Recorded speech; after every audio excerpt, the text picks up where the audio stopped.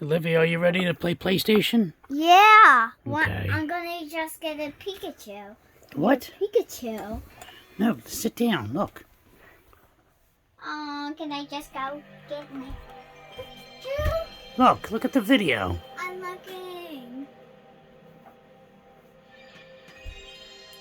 The video's all messed up. Look. Why? I don't know. What do you think we should do? Should we fix it or should we throw it out? Fix it. Okay. Because I like the PlayStation downstairs so I can play Minecraft. Well, this is the PlayStation 1, so okay. Let's fix it. I like that place. Alright, hey everybody, this is Mark the Game Shark here with another how-to video. In this video, as you saw from the sort of intro there, we got a PlayStation 1 that isn't displaying the video properly. So I looked online and I saw a video, and come to find out it's the capacitors on the board. So there's only 3 capacitors up by where I guess the video chip is, and you just have to replace them and you'll be good to go. So without further ado, let's take this thing apart. There's only 6 screws on the back. One here, there's one hidden here, there, and there. So let's take this apart and see what we got. Alright, so we got it apart. As you can see, there's 3 capacitors up here. There's a 220 microfarad, 220 microfarad, and then a 100 microfarad. Those are the 3 culprits that are the reason why the video is causing this issue. So we got 2 220s. Now, with capacitors, you can have, has to be either the same amount of voltage or higher. So say if this is like 220, 10 volts, like I have, this is 220 at 25 volts. It's perfectly fine. And this one is a 100 microfarad at 6.3 volts. I have a little overkill, but I have a 100 microfarad at 50 volts. So we're going to use that. Thing with, so first thing that we did after we opened it, we took off the laser assembly. This thing just has a tab, just lift it up real carefully, and then there's the power cable. Just pull that straight up real carefully, and then here, and then here's the metal bracket, which it basically just goes on top. Now I'm trying to see how much clearance I have, because it doesn't look like I have any clearance whatsoever. Oh boy.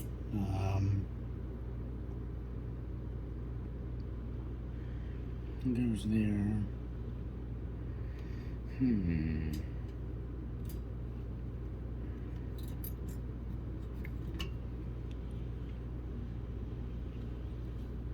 me see if I can do that.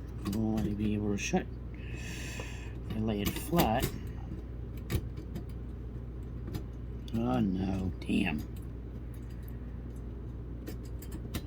Oh, that's annoying. So, capacitors I have are a little big. They're not gonna fit, unfortunately.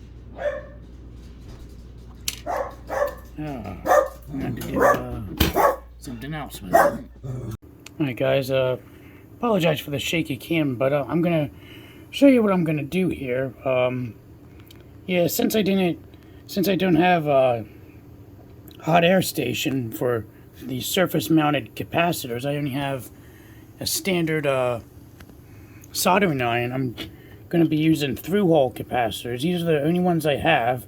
Now I could go to console, console 55 or whatever that website is, where you can get all the capacitor kits, cap kits, and all that nonsense. But you know what? I'm just going to replace these because these are the root cause of the video issue.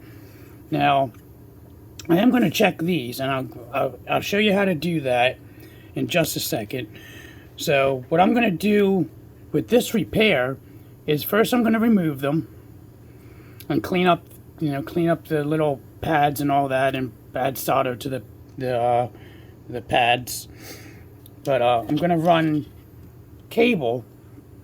I'm going to solder cable on the leads. Now, always keep in mind that the black stripes are the negative leads. You don't want to, put up, you don't want to put positive and negative and positive. So what I'm going to do, I'm going to use this thing to code to designate the 100 microfarad.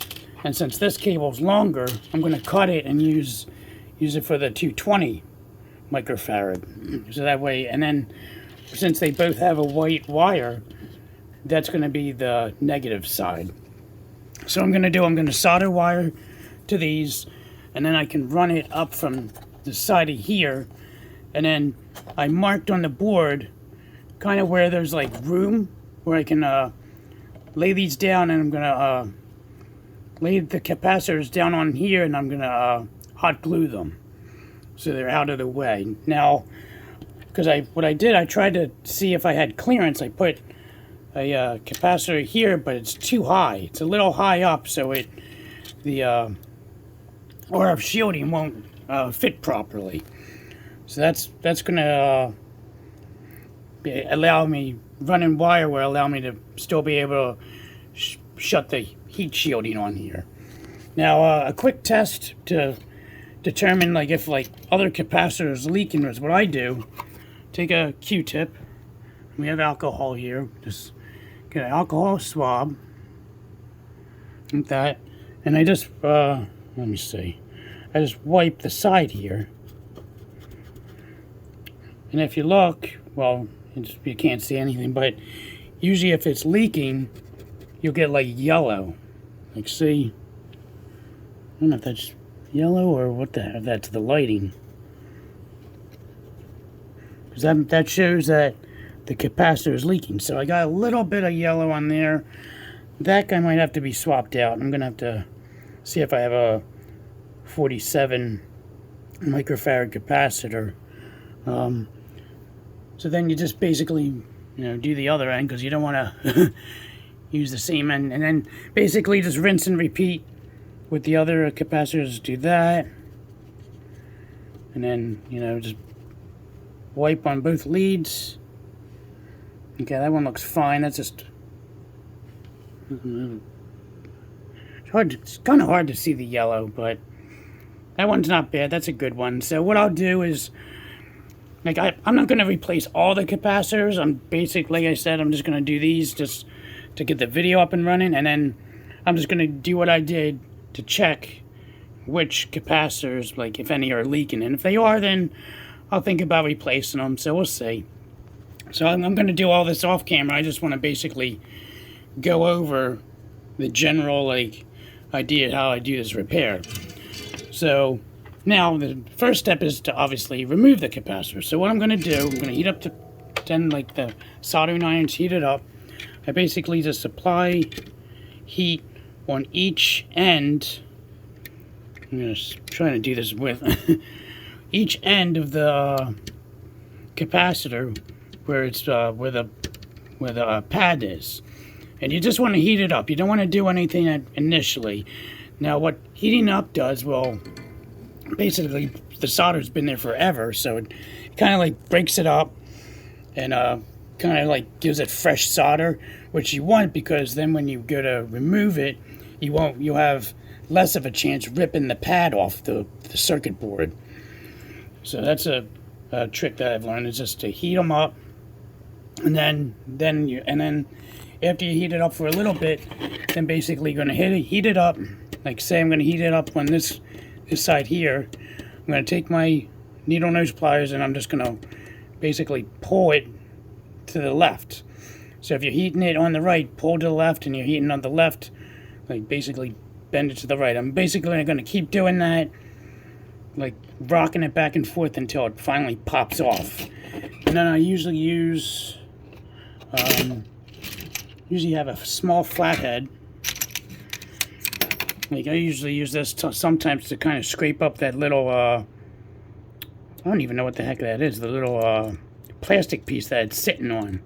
I usually just go in there and I'll pop that off. But sometimes they come off as well with the capacitor, but there's been times where it's been stuck on there. I'll use a small flathead to pry that off. And now I go in with an alcohol swab, clean up all the excess capacitor, what is it, capacitor oil, whatever the heck is leaking out of there. Clean that all up, put solder on the pads, and then solder on the wires. So I get that done, and yeah, and let's see what happens. Alright guys, so here's some progress. I know it's not really conventional way to replace the capacitors, but you know, we really don't give you much room here, and unfortunately I don't have, you know, the caps that they would have given you if you bought from Console 5, and I just use my own capacitors, so they're a little bit bigger. Now this is the 47. This just like makes it over here, so hopefully this isn't an issue. I really hope not. It's like as high as it can go.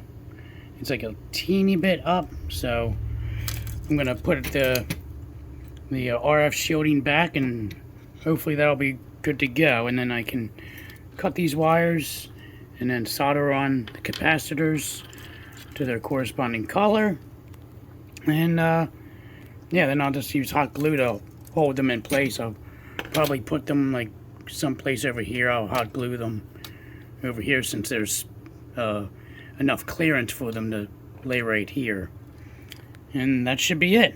So we'll see what happens. Alright, so we got the unit here, just put together just enough to test, so let's see if it works.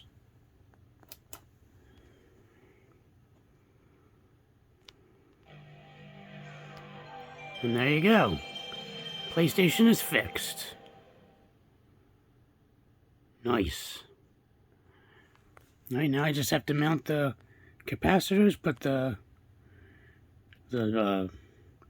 CD-ROM drive back together in the top, and should be good to go. Alright, so we got everything mostly put back together. We ended up using hot glue on the leads just so they wouldn't touch. They're pretty small enough so I don't think they would touch anything metal, but I like to put hot glue over them to kind of like insulate them so that if they do touch, it won't be the actual metal. And I basically just use like hot glue blobs on this the RF shield, and I just plop these down to hold it in place. And I used, since this thing was, after I peeled this up, it wouldn't go back, this like little sticker, so I got a little bit of gaffer tape, put that there to secure this part. This part was kind of rising up. I doubt it would have mattered once I put this completely back together, but there you go, guys. I mean, I mean, obviously, if you have like surface mounted capacitors, you could use a heat station, but like I said, since I'm using just a regular soldering iron and just like capacitors I had on me, it's not bad and it works. I mean, that's the main thing, right? So there you go. Let's put this back together and we'll give it a final test. Alright, so here we are with a final test. We got Vagrant Story in here, got a memory card, got everything hooked up. Let's see if it works.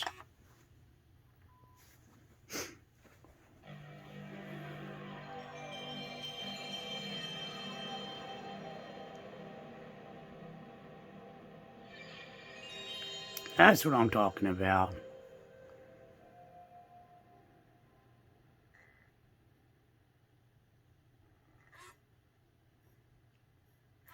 Picture is finally fixed.